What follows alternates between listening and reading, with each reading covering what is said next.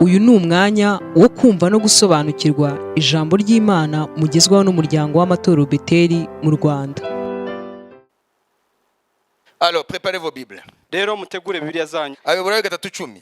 Hebrews 3:10. Mwanditse Zaburi 86:11. Psalms 86:11. Nicyo cyatumye ngirira umujinya ab'icyo gihe nkavuga nti imitima yabo ihora iyoba kandi ntibarakamenya inzira zanjye. Amen. Subiramo kandi. Once again, read. Nicyo cyatumye ngirira umujinya ab'icyo gihe nkavuga nti imitima yabo ihora iyoba kandi ntibarakamenya inzira zanjye. Amen. Hapa Mungu anasema mambo ambayo yametokea hapo kale. Imana hano irimo iravuga ibintu byari byarasohoye icyo gihe. Amesema ya kwamba wakati wa Israeli walikuwa ndani ya jangwa, Igihe Abisiraheli bari mu butayu, walimuasi Mungu. bacumuye ku Mana. Donc ici il est question du peuple qui était avec Dieu dans le désert. Ni ukuvuga ngo hano n'ubwoko bwari kumwe n'Imana mu butayu. Ça veut dire ce sont les Hébreux que Dieu avait rachetés de l'Égypte. Ni ukuvuga ngo ni Abaheburayo Imana yacunguye muri Misiri. C'est l'histoire de l'Exode. Ni ukuvuga ngo ni inkuru yo kuva bava muri Misiri. Pendant 40 années, Imyaka 40 ils n'ont pas suivi les voies de Dieu. ntago bakurikiye inzira z'Imana. Parce que le message que l'Esprit m'a donné, c'est le message concernant les voies de Dieu. Kubera ko ubutumwa umwuka yamaye bujyanye no gukurikira inzira z'Imana. Hawakujua njia zangu, ndio maana wameniasi. Ntago bamenye inzira zanjye, niyo mpamvu bancumuyeho. Na mimi nikawakasirikia, Nanjye ndabarakarira, na nikawaambia ndababwira hawatafika katika nchi ya ahadi. ntago bazigera bagera mu gihugu cy'isezerano. Notice that. Mubyandike. Parce qu'ils n'ont pas connu mes voies. Kubera ko batamenye inzira zanjye, Ils ont péché contre moi. bancumuyeho, Ils ont irrité mon esprit. barakaje umwuka wanjye. Et moi je leur ai dit dans ma colère. Anasema sasa hao watu nimewambia katika hasira yangu. Kandi nanjye mbabwiza umujinya wanjye, uburakari Ce n'est pas bwanjye. un homme qui parle ici, c'est Dieu. Ntabwo ari umuntu uvuga, ni Imana. Je leur dis dans ma colère, Nanjye mbabwiza umujinya wanjye, vous n'entrerez point ntabwo muzigera mwinjira dans la terre promise. mu gihugu cy'isezerano Excepté Caleb. keretse Kalebu. Dieu dit, Imana iravuga, je me suis irrité contre ce peuple narakariye buriya bwoko que j'ai tiré du pays d'Égypte, de la maison de servitude. bwo nakuye mu gihugu cya Egiputa, mu nzu y'uburetwa. Parce qu'ils n'ont pas connu mes voies. Kubera ko batamenye inzira zanjye, Ils ont péché contre moi. bancumbuyeho. Ça veut dire, si on ne connaît pas les voies de Dieu, Ni ukuvuga ngo iyo tutamenye inzira z'Imana, impérativement, on va être ennemi de Dieu. byanze bikunze tuzahinduka abanzi b'Imana. Nous allons faire ce que Dieu déplaît. Tuzakora ibidashimisha Uwiteka. Il dit, toutes ces générations-là, Urwo rungano rwose niko ivuga, que j'ai fait tirer du pays d'Égypte, rwo nakuye mu gihugu cya Misiri, va périr dans le désert. buzarimbukira mu butayu. Ce sont leurs descendants qui vont hériter la terre promise. Abana babo Qui vont hériter la terre promise. nibo bazaragwa igihugu Et cy'isezerano. parmi cette génération rebelle, Urwo rungano rwagomeye Imana, il n'y a que Caleb usibye Kalebu et Josué na Yosuwa, qui vont hériter la terre promise. keretse Kalebu na Yosuwa C'est eux qui vont hériter la terre promise parmi cette génération. nibo bazaragwa igihugu cy'isezerano. Sasa kwa nini Mungu anasema hivyo? Ni kubera iki Imana ivuga gutyo? Ya kwamba katika kizazi kile kilitoka Misri. Kubera ko muri rwa rungano rwavuye muri Misiri. Pourquoi est-ce que Dieu dit ça? Ni kubera iki Imana ivuga gutyo? Parmi cette génération qui est venue d'Égypte, Muri urwo rungano rwavuye muri Egiputa, il n'y a que 2 personnes. hari abantu babiri gusa. Parmi cette génération, Muri urwo rungano rwose, les théologiens totalisent cette génération approximativement à 3,5 millions qui ont quitté l'Égypte sous la direction de Moïse. abiga Aaron. iby'iyobokamana bavuga yuko rwa rungano rwavuye muri Egiputa bageraga kuri miliyoni 3 n'igice niko banganaga. Alors, prenons 3 500 000. Mufate miliyoni 3 n'igice. Il n'y a que 2 personnes N'abantu babiri gusa qui vont traverser le Jourdain bagiye kwambuka Yorodani et hériter la terre promise. bagere mu gihugu cy'isezerano. Est-ce que c'est un succès ça? Ese ibyo ni byiza? Ce n'est pas un succès. Ntabwo ari byiza. Ce n'est pas ce que Dieu avait prévu. Ntabwo ari ibyo Imana yari yateguye. Dieu avait prévu que toute cette génération arrive à bon port. Imana yari yateguye ko urwo rungano rwose rugerayo. Mais il n'y a que 2 Ariko babiri gusa parmi les 3 500 000 muri miliyoni 3 n'igice qui vont voir la terre promise. bagiye kugera mu gihugu cy'isezerano. Et Dieu dit pourquoi? Imana ivuga impamvu. Il dit parce que Caleb Ivuga yuko kubera ko Kalebu a connu mes voies. yamenye inzira zanjye. La Bible dit parce que lui était animé d'un autre esprit et qu'il a connu ma voix. Kubera ko yari asunitswe n'undi mwuka kandi akamenya inzira zanjye. Comment est-ce que Caleb et Josué se sont distingués de cette génération? Kubera ki baronse favor y'Imana bari abantu babiri? Why did they have that favor before God, the 2 people? La réponse est que ces 2 ont connu les voies de Dieu. Igisubizo nuko abo babiri bamenye inzira z'Imana. Mais comment est-ce que nous pouvons les voir si réellement ils ont connu les voies de Dieu? Ese ni gute twababona koko niba baramenye inzira z'Imana? Twayibona gute? Regardez. Murebe. Uwiteka arababwira ngo nimugende gutata. That you go and spy. Hanyuma mugaruke mubwire ubwoko ibyo mwabonye. And then come back and tell the people what you've seen. 12 buri muntu umuryango we, umuntu we muryango we baragarutse. 12 from each tribe. Everyone came back. 10 Only 10, baravuga ngo they said, twisubire muri Egiputa. let us go back to Egypt. Ati abagabo baba muri kiya gihugu, That the men in that country, ce sont des géants. bafite ibigango. Nous sommes comme des sauterelles devant eux. Twege tumeze nk'inzege imbere yabo. Vous voyez? Et le peuple, il sème la trouille parmi le peuple. Bateje ubwoba. Pendant que le peuple est prêt à retourner, à lapider Moïse et Aaron et retourner en Égypte, Igihe bari biteguye gutera Mose amabuye bakisubira muri Egiputa, Moïse et Aaron, Mose na Aroni, voilà que Caleb se lève, Kalebu arahaguruka, Josué se lève. na Yosuwa arahaguruka. Bati mwamaze kumva abacumi twajyanye natwe nimutumve. That hear us, you've heard the 10. Ati ni koko That surely igihugu twakibonye, we've seen the country. ni igihugu itemba amata n'ubuki. It is a country flowing milk and honey. N'abari abagabo b'abajenya barahari. Even the judgmen are there.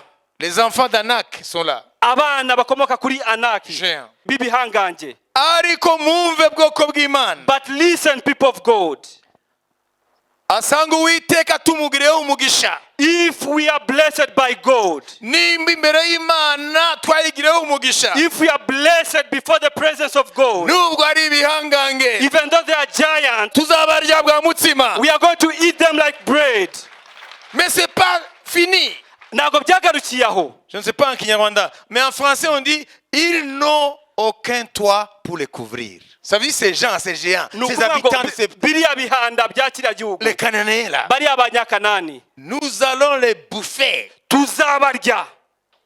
Ce n'est pas seulement ça. Ntabwo ari ibyo gusa. Ils n'ont aucun toit pour les couvrir. Ntabwo bafite ndetse n'icyo kwikingiramo.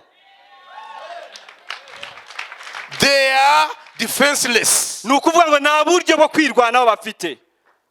Donc, deux points de vue diamétralement opposés. Ni ibintu bibiri bitandukanye. Ils ont vu la même chose, Babonye ibintu bimwe, mais ils rapportent les choses différemment. ariko uburyo batanze ibyo babonye buratandukanye. Josué et Caleb n'ont pas vu autre chose que les 10 n'ont pas vu.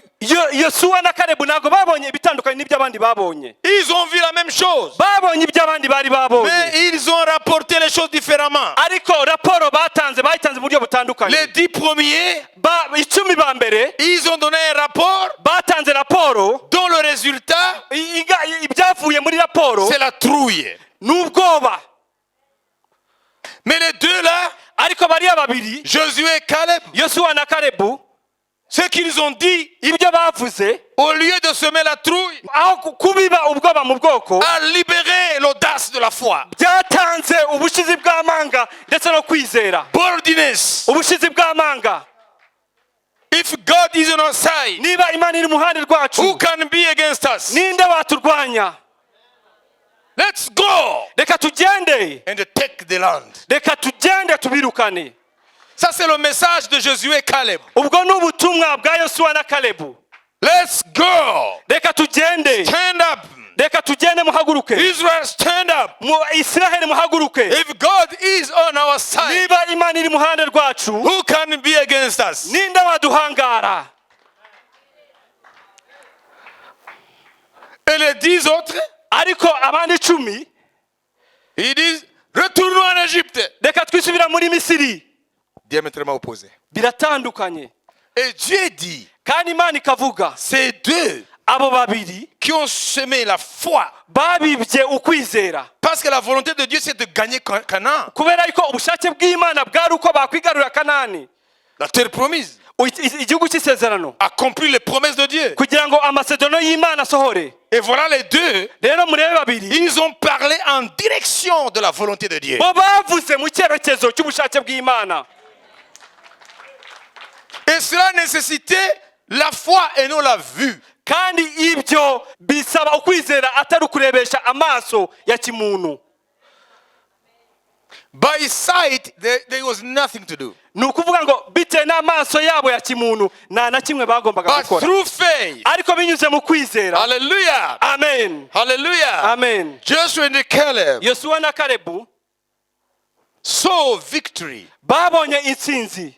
Alors les voies de Dieu, Rero inzira z'Imana, ceux qui les découvrent abashobora kuzitahura et ceux qui y marchent, kandi bakazigenderamo, ils glorifient Dieu. baha icyubahiro Imana, Malgré ce que le sens physique leur apporte. nubwo ibyo inyama n'amaraso bibereka. Ils font confiance à Dieu. Babizeye Imana, Confiance. babizeye Imana, They are confident babizeye, in the Lord bizeye mu Mwami, instead of be confident on the reality. aho kwizera ibigaragara n'amaso ya kimuntu. Tu ne peux jamais Ntabwo uzigera plaire Dieu ushobora ushimisha Imana si tu n'es pas un homme, une femme de foi. utari umugabo n'umugore wo kwizera. Vous allez comprendre. Muraza kubisobanukirwa. Donc, concluons Rero ku ndunduro pour cette première partie. y'iki gice cya mbere, Caleb et Josué Kalebu na Yosuwa ont connu les voies de Dieu. bamenye inzira z'Imana. Ça veut dire Ni ukuvuga ngo que même si nubwo ce que nous voyons ibyo tubona est contraire à ce que Dieu dit, bitandukanye n'ibyo Imana ivuga, Dieu a raison. Imana iba ifite impamvu. C'est ça, connaître les voies de Dieu. Niko kumenya inzira z'Imana. Je ne comprends pas. Ntago mbyumva. Mes yeux me montrent le contraire. Amaso yanjye aranyereka ibihabanye, Mes oreilles m'apportent le contraire. amatwi yanjye aranyereka ibihabanye, Mais Dieu dit. ariko Imana iravuga. Alors il y a deux choses. Rero hari ibintu bibiri. Ou bien les circonstances mentent Wenda ibyo urimo kubona birabeshya, et Dieu a raison. Imana ikaba ifite impamvu, Ou bien Dieu ment et Ça- les circonstances, la réalité a raison. cyangwa se Imana niyo ibeshya, ahubwo ibyo urimo kubonesha amaso akaba ari byo by'ukuri. This is a serious matter. Iki ni ikintu gikomeye. Mungu anasema hivi Imana iravuga gutya, na yale unayaona kandi biri ubona ni tofauti. biratandukanye. C'est ce qu'on appelle Nibyo twita le principe binaire. Ça veut dire l'un est faux, l'autre est vrai. ni ukuvuga ngo kimwe nicyo iki ntago ari cyo. Les deux ne peuvent pas être vrais. Ndetse ibyo bibiri ntago bishobora kuba ari byo icyarimwe. Ça veut dire l'un est faux, l'autre est vrai. Ni ukuvuga ngo kimwe nicyo ikindi ntabwo ari cyo. Comprenez? Murabyumva? Hein? Une situation Ibihe runaka ne peut être en même temps victoire et défaite. ntabwo bishobora kuba ari iby'intsinzi cyangwa se ari gutsindwa igihe kimwe. On ne peut pas être riche et pauvre. Ntabwo dushobora kuba abakire cyangwa se abakene igihe kimwe Dans les choses de la vie. mu bintu by'umubiri. Comprenez? Murabyumva? Ça veut dire que Ni ukuvuga ngo il y a l'une de ces deux choses qui exclut l'autre. muri ibyo bibiri hari kimwe gikuramo ikindi. C'est vrai ou c'est faux? Nicyo cyangwa si cyo. Katika shida hii Muri iki kibazo Mungu anasema ingia pale, Imana iravuga ngo injira hariya, take the land. injira twara ufata igihugu. Na unaona kwamba hamuna uwezo mbele ya wale watu, kandi ukabona yuko nta bushobozi ufite imbere y'abari abantu. wale 10 hawakudanganya, Bariya 10 mu by'ukuri ntago babeshye, waliyasema waliyoyaona, bavuze ibyo babonye. lakini Mungu amesema Ariko Imana iravuze nenda muingie. mugende mwinjire. Sasa ni mambo mawili, Ni ibintu bibiri. yale tunayaona ni kweli, Biriya ibyo tubona ni ukuri, tuachane na Mungu, reka tureke Imana, tuachane na mambo yake. reka iby'Imana tubiveho. Ama Mungu Cyangwa Imana anasema kweli, iravuga ukuri, ingawa mambo nubwo ibintu anaonekana ya kwamba Mungu asemi kweli. bisa nkaho Imana itavuga ukuri. Sasa mtu anayejua njia za Mungu, Rero umuntu uzi inzira z'Imana anaacha yale anayaona areka biriya arimo na kubona, yale anasikia, biriya yumvisha amatwi ye, na anasema hivi, noneho akavuga ngo huyu Mungu iyi Mana ana njia zake, ifite inzira zayo, na njia zake si zetu. kandi inzira ze ntabwo ari inzira zacu. Njia zake ziko juu, Inzira ze ziri hejuru, hauwezi kuzielewa ntabwo ushobora kuzisobanukirwa until kugeza igihe unaingia ndani. winjiyemo. Na naelewa? Ninde ubisobanukiwe? Sema amen. Vuga ngo amen. Ce que tu es en train de recevoir Ibyo urimo kwakira n'est pas seulement utile pour que tu ailles au ciel. Ça veut dire bigufitiye que akamaro kugira ngo ujye tu mu en ijuru. as besoin aussi dans ta vie quotidienne. Nabyo urabikeneye mu buzima bwawe bwa buri munsi. Ces principes sont vrais Ni ibyo hame ni ukuri for your own success. kubw'ineza yawe. Watu wangapi Abantu ni bangahe wanakwenda kwenye mitihani? Mitihani ça veut dire dans un examen concours. bajya mu bizamini Na wanaona bakabona wenzao wanakuja bakabona bagenzi babo baje ni watu 500, n'abantu 500, wanataka watu wawili, barashaka abantu babiri gusa muri 500. macho yake yanawaonesha, Amaso yabo akabereka ko, anakuonesha akakwereka ya kwamba yule ko uriya hata kwenye shule alikuwa wa kwanza, no mu ishuri ni wabaga uwa mbere, ule atachukua nafasi ya kwanza. uriya nawe uri bubwe uwa mbere mu kizamini. Le nombre te décourage, Umubare kungana ugutinage, l'effectif te décourage. L'effectif c'est le nombre. ni ukuvuga umubare, Te décourage. bigucinege. Les gens qui composent Ndetse n'abagize uwo mubare, ce groupe là, iryo tsinda, apparemment mu buryo bugaragara ils sont meilleurs que toi. bari hejuru kukurusha. Tu les connais peut-être, Wenda urabazi, et on veut 2 personnes parmi les 500. ukabona abantu babiri muri 500 gusa. Kama uzijui njia za Bwana, Utazi inzira z'Imana, titobar. uraza kuvamo, Titobar avant même mtihani, uraza kuva mbere mu kizamini, kwa sababu hautakubali kupoteza wakati wako. kubera yuko ntago uri bwemere gutakaza umwanya wawe mu kizamini. Na mimi Ninde wemeranye nanjye?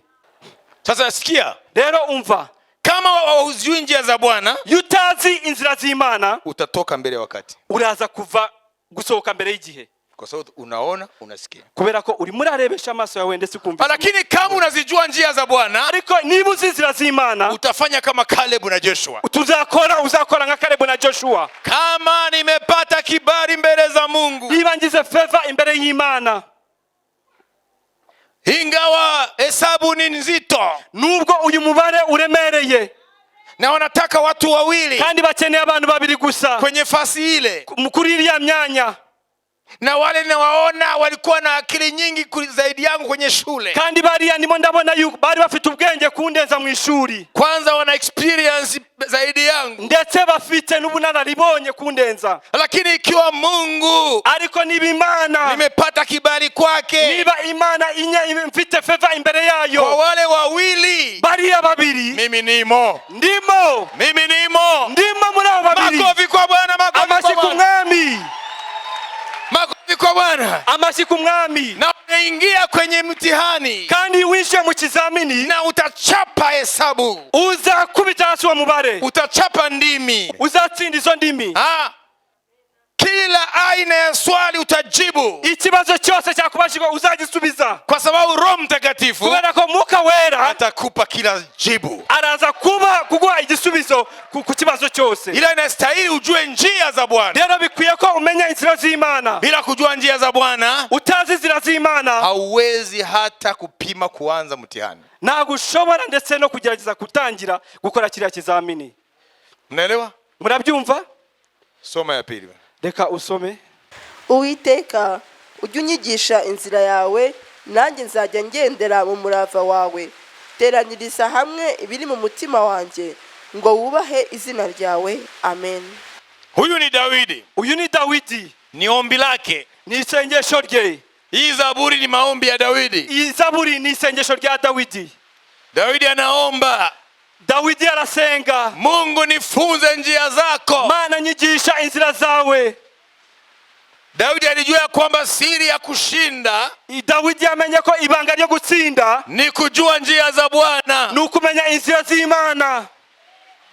Daudi alijua ya kwamba Dawidi amenye ko siri ya ushindi ibanga ryo gutsinda ni kutembea ndani ya njia za ni Bwana, ukugendera imbere mu nzira z'Imana.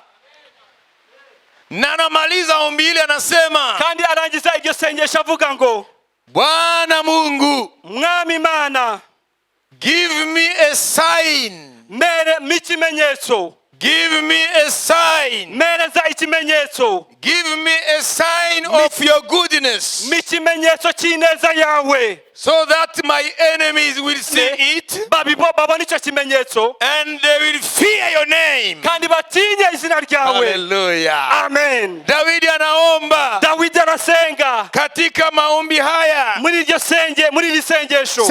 Ce psaume, c'est la prière l'une des prières de David. Iyi Zaburi ni rimwe mu isengesho rya Dawidi. Na anaomba Arasenga a prayer of David, Psalm 86. isengesho rya Dawidi, Zaburi ya 86. Hallelujah. Amen. Na anasema hivi Aravuga ngo kwenye mstari wa 17, ku murongo wa 17, give me a sign of your goodness, ma ikimenyetso cy'ineza yawe, that my enemies may see it kugira ngo abanzi banjye bakibone and be put to shame. no bakorwe n'isoni. Oh, hallelujah. Amen. Na nataka Ninde ushaka maadui wake wapate aibu. abanzi be bakorwe n'isoni? Nani anataka hiyo? Ninde ushaka ibyo? You need a sign from the Lord. Ukeneye ikimenyetso ku Uwiteka. Next year, Umwaka uza God's gonna give you a sign Imana igiye kuguhereza ikimenyetso for the purpose kubw'intego ngo to put your enemies in shame. yo gushyira abanzi bawe mu kimwaro. Nani anaelewa hayo? Ninde bisobanukiwe? Si mnajua? Murabizi ese ntago muzi? Hari ijambo Imana yaduhaye mu minsi ishize. There is a word that God gave us last Yuko days. mbere yuko umwaka urangira, Before the end of the year, hari abimaniza ibimenyetso. there are people that are going to be given signs. Mbere yuko umwaka urangira, Before the end of the year, jewe Imana yanyujije mu iryo jambo, God whom the word was given to, namaze kubona ibimenyetso byinshi cyane. I've seen many signs. Abandi ni bande? Who are those two? Who can join me Ninde wanyiyungaho to testify kugira ngo duhamirize that ko Imana, the promise ko isezerano isezerano ryasohoye? Ni bande babihamya? Kuna miezi fulani, siku ngapi? Haiko miezi mingi, si vile? Ntabwo ari amezi menshi, ni minsi mike. bamwe ntabwo banibuka ibyo Imana ivuga. Many people are not remembering what God is saying. Hari muri kirite nk'iyi It was in such a gathering. Imana iravuga ngo God said, mbere y'uko umwaka urangira before the end of the year, hari abazabona ibimenyetso. there are people who are going to see the signs. Yewe narabibonye Me, byinshi, I've already seen many signs. namwe mwarabibonye. Have you seen too? Makofi kwa Bwana Yesu. Amashyi ku Mwami Yesu. Mungu adanganyi. Ni Imana ntabwo ibeshya. Oh, Balamu amesema Balamu yaravuze, Mungu si mwanadamu Imana ntabwo ari umwana w'umuntu ili adanganye. ngo ibeshye. Nani ameona mkono wa Bwana? Ninde urimo kubona ukuboko kw'Imana? Mimi peke yangu Jewe kubw'umwihariko, ku maguru yanje standing on my, nimeyaona yale. narabibonye. Mungu ametenda mambo makubwa. Imana yakoze ibintu bikomeye. Mungu ametupa signs Imana yaduhaye ibimenyetso. of his goodness. Ibimenyetso by'ineza yayo. Tumeona mambo makubwa mwaka huu. Twabonye ibintu bikomeye muri uyu mwaka. Even though mwaka hujamalizika, Nubwo umwaka utari warangiye, tumeona tayari kama Mungu ametenda. twamaze kubona ko Imana yakoze. Nimeona miujiza. Nabonye ibitangaza. Nimeona miujiza. Nabonye ibitangaza. Mungu amesema Imana yaravuze, I will give you signs nzaguha ikimenyetso for my goodness, kubw'ineza yanjye, that your enemy kugira ngo abanzi bawe will be put to shame. bakorwe n'isoni. Bwana ametenda Imana yarakoze ili maadui wako kugira ngo abanzi bawe wapate aibu, bashobore gukorwa n'isoni, wajue kama Mungu wako bamenye ko Imana yawe anaweza. ishoboye. Nani anaelewa? Ninde wisobanukiwe? Sasa Daudi ameombaje? Dawidi yasenze gute? Mmesikia? Mwabyumvise? Ile ni maombi ya Daudi. Rya ni isengesho rya Dawidi. Mstari wa 17 anasema, Umurongo wa 17 uravuga ngo, give me a sign of your goodness, unyereke ikimenyetso cy'ibyiza, that my enemies kugira ngo abanyanga may see it bakirebe and be put to shame. bamware. Unajua maadui wa Daudi Abanzi ba Dawidi walikuwa ni wanadamu kama wewe na mimi, bari abantu nkawe nanjye, lakini sisi ariko twebwe wa Agano Jipya, twebwe bisezerano rishya, maadui wetu abanzi bacu si wanadamu, ntabwo ari abantu, ni shetani ahubwo ni Satani na mapepo wake ndetse n'imyuka ye wanayetumia wa wanadamu. bakora mu bana b'abantu. Sasa shetani, Rero Satani, Mungu ametupa sign, Imana yaduhaye ikimenyetso, ametupa ishara yaduhaye ikimenyetso ili shetani kugira ngo Satani na mapepo wake ndetse n'abadayimoni be waibike, bashobore gukorwa n'isoni, waibike, bakorwa n'isoni, waibike. bakorwa n'isoni. Na atatenda tena, Kandi iraza gukora, atatenda tena. iraza kongera ikore. Haleluya, Amen, haleluya. amen. Wakati Mungu anatenda, Igihe Imana irimo gukora, wakati Mungu anatenda aliyoyasema, igihe Imana isoza ibyo yavuze, tunafurahi sana turishima cyane na tunasema hivi, kandi tukavuga ngo, what's next? ese niki cyiza gikurikiyeho? Before you enter new year, Mbere yuko winjira mu mwaka mushya, God is going to do more. Imana yaza gukora ibirenzeho.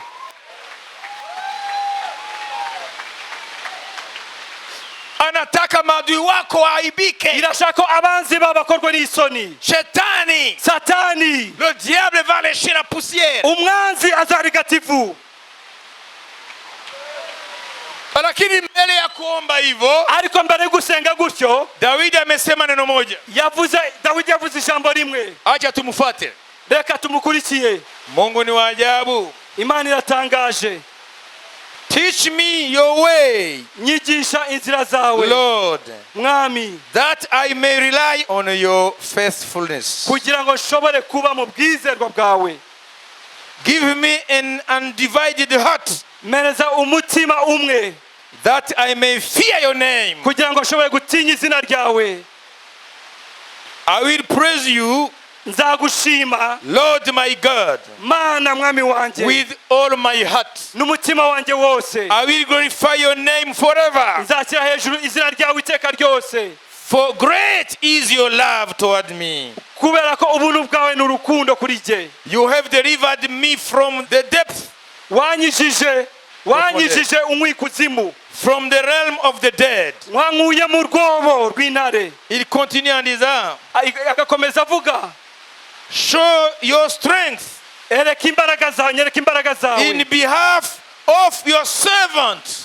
Your God imana yawe is asking you, irimo iragusaba, I'm ready. niteguye, Ask me a sign. saba ikimenyetso, Oh, ask me a sign saba ikimenyetso until December. kugera ku mpera z'uku kwezi, Before December. mbere y'uko kuno kwezi Before the kuguhera, end of December. mbere y'ukwezi guhera, Ask me a sign saba ikimenyetso from my goodness. kubw'ineza yanjye, I'm ready to do it. niteguye gusohoza, I'm ready to do it. niteguye gusohoza, Because kubera ko I rejoice ninezezwa when your enemies igihe abanzi bawe were put into shame. bakozwejwe n'isoni.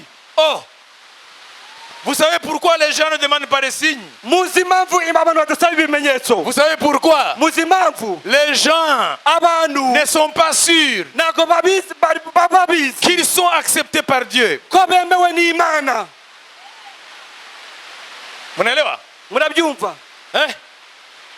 Unajua kwa nini watu waombi ishara? muzi impamvu abantu badasaba ibimenyetso? Mungu anasema niombe ishara, Imana yakubwira ngo saba ikimenyetso, lakini wewe unaogopa ariko wowe ugatinya kwa sababu unajijua kubera ko wiyizi haumtumikii Bwana. ntabwo urimo gukorera Imana.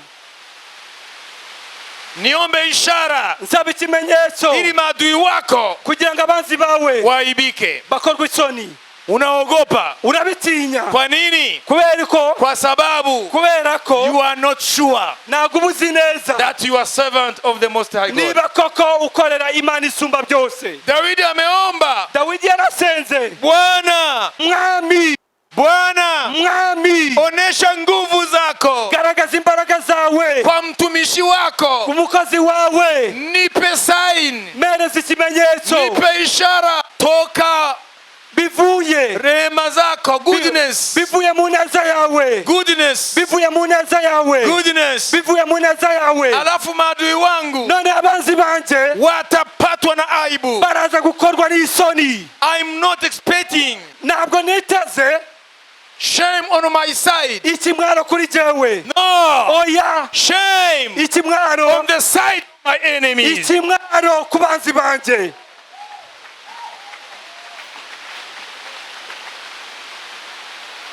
Demande un signe saba Imana ikimenyetso si tu es sûr niba ubizi neza que ko tu es serviteur de Dieu. ko uri umukozi w'Imana. Demande un signe. saba ikimenyetso Il est prêt à te le donner. kandi niteguye kukiguha. Qu'est-ce que David a demandé? niki Dawidi yasabye? Moi, ton serviteur. jewe umukozi wawe, Vous voyez? murabibona, Donne-moi un signe. mikimenyetso, Give me a sign mikimenyetso from your goodness kubw'ineza yawe, that my enemies kugira ngo abanzi banje may be put into shame. bakorwe n'isoni. My God, Mana yanje, as your servant, nk'umukozi wawe, as your servant, nk'umukozi wawe, I, David, jewe Dawidi, your servant, umukozi wawe, I ask a sign. ndagusaba ikimenyetso. Sign, ikimenyetso not for my glory, na atari kubw'ineza yanjye, but for ariko kubwo bringing glory kukuzana icyubahiro to your cyawe, name ku izina ryawe, by putting my enemies ushyira abanzi banje into shame. mu kimwaro. Yes. Ego, Na Mungu alitoa sign kandi Imana yatanze na ikimenyetso, shetani akaibika. Satani akorwa n'isoni. ukeneye kurushaho gusobanukirwa? urifuza inama? waduhamagara kuri 0784 ndetse na 0788 cyangwa ukatwandikira kuri info@btchurches.net.